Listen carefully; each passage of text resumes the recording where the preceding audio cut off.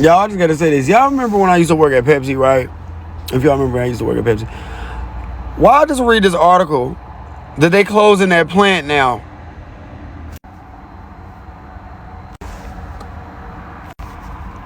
See, that's why I be saying to myself, like, when bad things happen, you got to just humbly accept that shit. I got fired from there 3 years ago for the stupidest shit making TikToks, and now they about to lay off everybody to work at that fucking plant.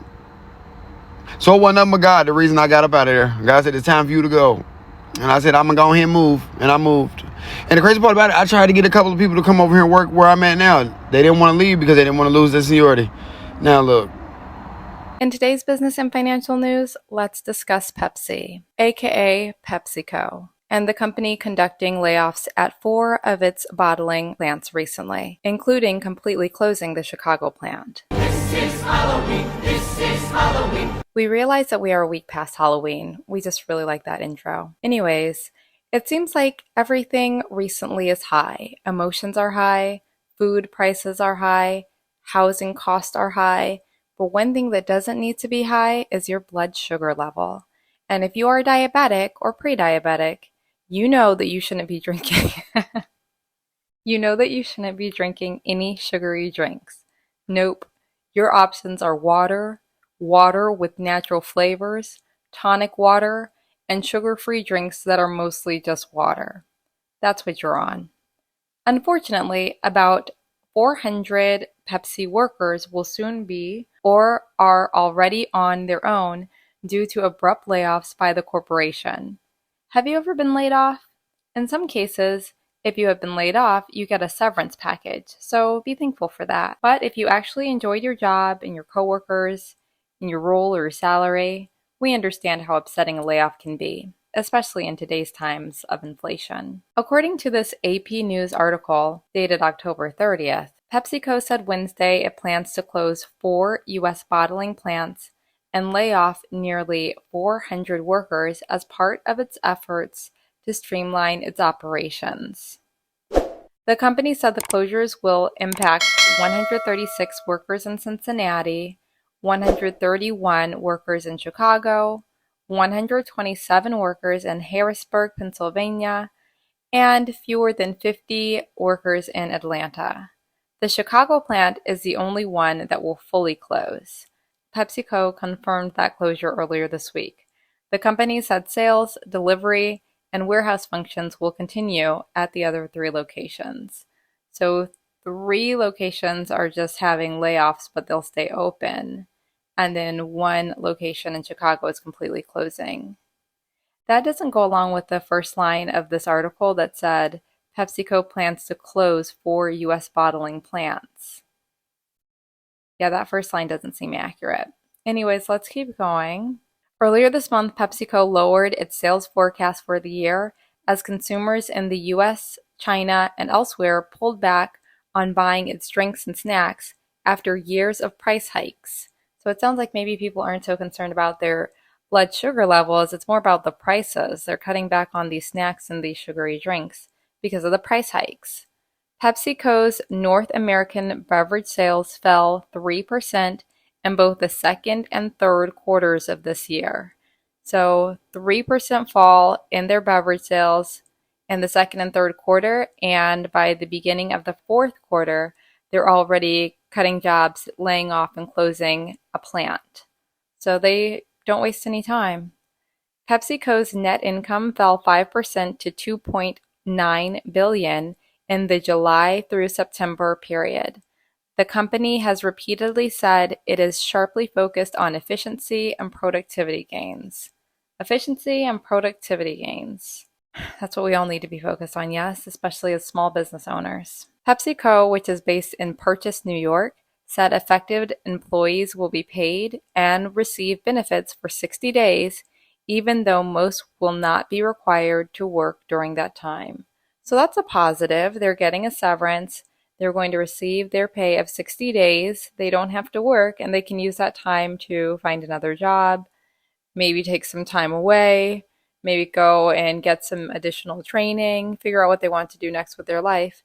So 60 days isn't the longest amount of time. It's a couple months, But it's better than nothing, right? So be thankful for that. Let's see what else we can find in the news about these PepsiCo layoffs. This is something that has been extremely frustrating for many of the workers here. Like you said, they showed up to work and within, they say, just a couple of minutes asked to go home and try to very quickly find a new job. No notice, none of that. Blindsided. Eric Gadsden has been a Pepsi truck driver for 21 years. That was until he was notified showing up at work this morning that Pepsi will permanently close the 51st Street facility in Chicago, effective immediately. I'm the sole provider in my household. And, my wife has MS. My daughter's about to go to college next year. So I can't put into words what I feel right now. Gadsden says he was just 9 years away from retirement, but now was forced to start from scratch elsewhere. A statement from the Teamsters Local 727 union, who represents the workers here, says Pepsi's late notice is in violation of the WARN Act, which requires employers with 75 or more full-time employees to provide 60 days advance notice of pending plant closures or mass layoffs, calling the decision disgusting and a disgrace. Being 58 years old, it's like starting all over again. It's going to be hard. Gadsden says more than 200 people work at this plant. He says Pepsi has agreed to continue pay and provide benefits through the end of December, but says this experience is going to take all of his faith to get through. My message to my coworkers is, God closes one door and opens up another, and it might be better. Now, just a couple of minutes ago, we got this statement from Pepsi saying this is a more than 60-year-old building that has physical limitations. They went on to say our plans meet applicable legal requirements and we will actively work with union leadership on the details related to the closure. Now, we're told Pepsi is expecting to have a second meeting today with more employees today at 2 p.m. to tell them the news. In addition to that, the union tells us that they have proposed a meeting time with Pepsi this Wednesday. A big group of people just thrown out. Your service, nothing. So about 150 workers will be out of a job come the new year after PepsiCo announced production operations will end at the Cincinnati facility. In a statement, the multi-billion-dollar company says its decision was made to optimize the plant by turning into a scaled warehouse. Brenda Ordonez is live after speaking to laid-off workers who said this really was a shock.